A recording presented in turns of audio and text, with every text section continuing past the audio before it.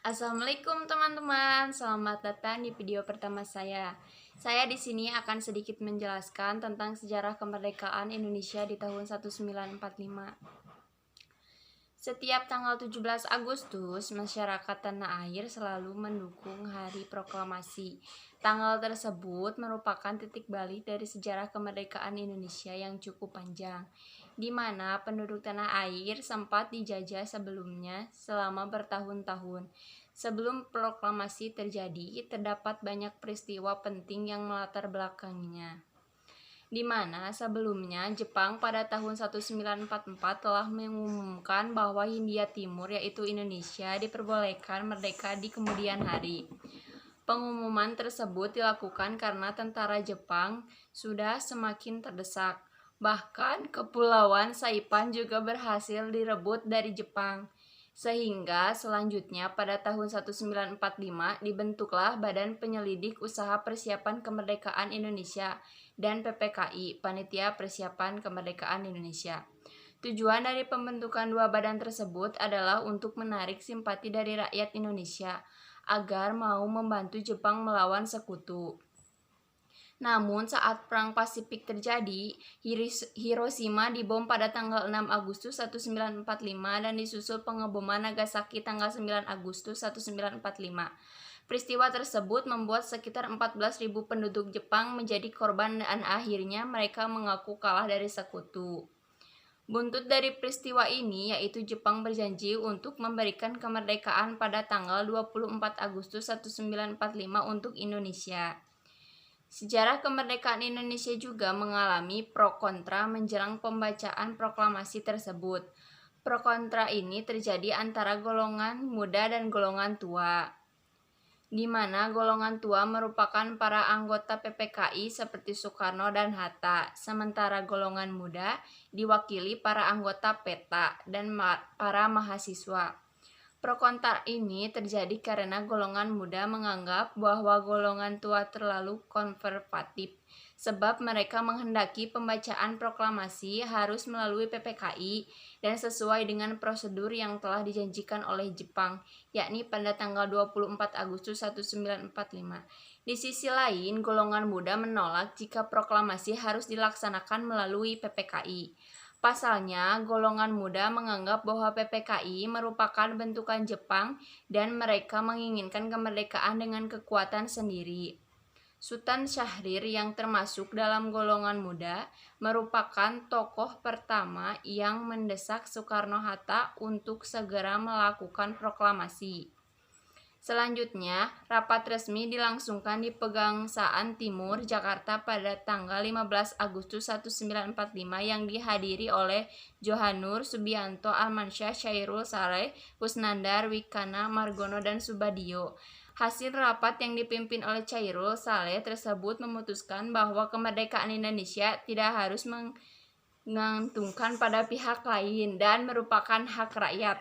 Meski keputusan rapat yang menjadi bagian sejarah kemerdekaan Indonesia itu telah disampaikan kepada Soekarno-Hatta, mereka tetap bersikeras dengan pendiriannya, yaitu proklamasi harus dilangsungkan melalui PPKI.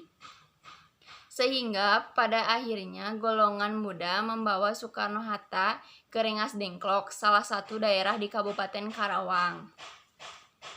Pihak membawa Soekarno-Hatta keluar Jakarta adalah untuk menjauhkan mereka dari pengaruh Jepang. Pengamanan Soekarno-Hatta ke Rengas Dengklok dibantu dengan perlengkapan tentara PETA. Rengas Dengklok sendiri dipilih karena letaknya strategis dan terpencil, sehingga tentara PETA bisa mengawasi setiap langkah tentara Jepang. Terjadinya peristiwa Rengas Dengklok membuat jalan pemikiran Soekarno-Hatta berubah dan pada akhirnya menyetujui agar proklamasi kemerdekaan harus segera dibacakan.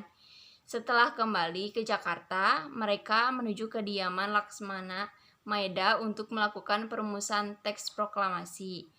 Rumah Laksmana Maeda dipilih dan menjadi bagian dari sejarah kemerdekaan Indonesia karena Maeda merupakan kepala kantor penghubung angkatan laut yang aman dari ancaman militer Jepang. Pertemuan di kediaman Laksmana Maeda ini dihadiri pula oleh Soekarno, BM Dia, dan Mbah Diro dari golongan pemuda.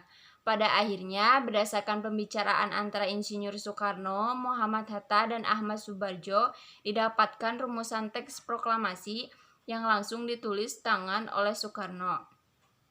Naskah tulisan tangan Soekarno ini nantinya mengalami 3 perubahan setelah diketik oleh Sayuti Melik. Pembacaan proklamasi kemerdekaan setelah dirumuskan dan disahkan, pembacaan proklamasi dilakukan pada tanggal 17 Agustus 1945. Mulanya, rakyat dan para tentara Jepang mengira bahwa pembacaan teks tersebut akan dilakukan di lapangan Ikada. Bahkan atas dasar prasangka ini, tentara Jepang sudah memblokade lapangan Ikada terlebih dahulu. Pemimpin Barisan Pelopor Sudiro yang hadir di lapangan Ikada pada saat itu kemudian menyampaikan situasi yang terjadi di sana kepada Muwardi, yakni Kepala Keamanan Soekarno. Saat itu ia mengetahui bahwa pembacaan proklamasi ternyata akan diikrarkan di kediaman Soekarno, Jalan Pegangsaan Timur 56, Jakarta. Pada saat itu, halaman rumah Soekarno telah didapati oleh massa menjelang detik-detik proklamasi. Semua sibuk mempersiapkan pembacaan teks, bahkan Fatmawati, istri Soekarno, telah menjahit bendera dengan tangan yang ukurannya tidak standar. Setelah persiapan lengkap, teks proklamasi dibacakan oleh Soekarno yang menjadi sejarah kemerdekaan Indonesia. Perjalanan Indonesia untuk mendapatkan kemerdekaan memang tidak sebentar. Penduduk tanah air harus merasakan penjajahan yang kejam dalam kurun waktu bertahun-tahun. Bahkan setelah proklamasi dikumandangkan, masih banyak perjuangan lainnya yang harus ditempuh seperti pembuatan naskah Undang-Undang Dasar 1945 dan lainnya agar Indonesia bisa menjadi negara seperti sekarang. Sekian dari saya, semoga video ini bisa mendapat sedikit wawasan kepada kalian. Jangan lupa like dan komen.